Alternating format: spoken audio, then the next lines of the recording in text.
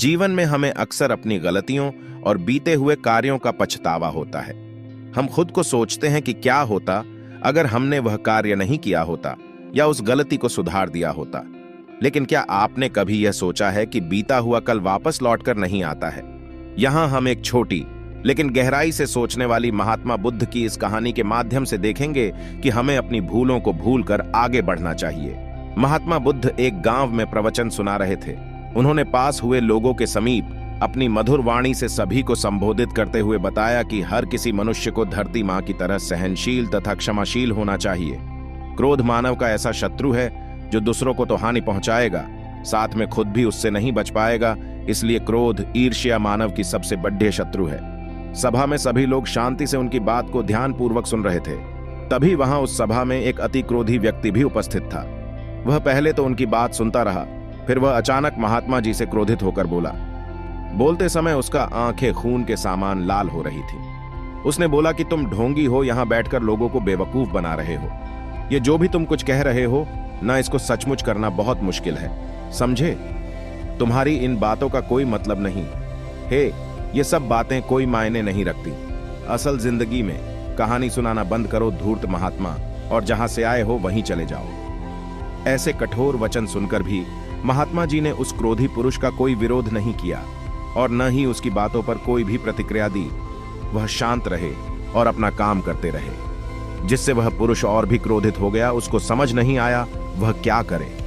तब वह पुरुष महात्मा जी के मुंह पर थूक कर चला गया।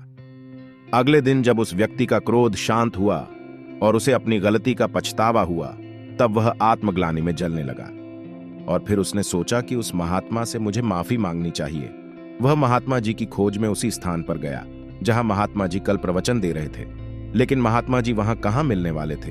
वह तो अपने शिष्यों के साथ अन्य किसी गांव की यात्रा पर निकल पड़े थे। वह पुरुष सब लोगों से महात्मा जी के बारे में पूछता उस स्थान पर पहुंच गया जहां की महात्मा जी प्रवचन कर रहे थे। तब उस पुरुष को महात्मा जी के शिष्यों ने उसे उनके पास जाने से रोका, लेकिन महात्मा जी ने अपने शिष्यों को आदेश दिया कि आने दो उस पुरुष को। तब वह पुरुष महात्मा जी के चरणों पर गिर गया, उनसे बोला, मुझे क्षमा कीजिए महाराज। उसने महात्मा जी से पूछा, क्या आप भूल गए हो कि मैं वही जिसने कल आपका इतना अपमान किया था?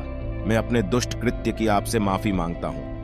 तब महात्मा जी ने बड़े शालीनता से उस पुरुष से बोले कि कौन सी बात? तब उस पुरुष ने बड़ी हैरानी से महात्मा जी की ओर देखा। महात्मा जी बोले कि मैं तो बीती बातें वहीं छोड़ आया, क्योंकि बीता हुआ कल कभी वापस लौटकर नहीं आता। इसलिए बीती हुए बातों की वजह से आज और अपना आने वाला कल नहीं बिगड़ना चाहिए। जो हो गया सो हो गया। तुम्हें अपनी भूल का एहसास हुआ, यही सबसे बड़ी बात है। तुम अपनी गलती को मान लिए, सो तुम अब निर्मल हो गए हो। इसलिए कोई भी ग्लानि अपने मन में नहीं रखो। अपने आने वाले कल के बारे में विचार करो और उसे सुधारने का प्रयास करो।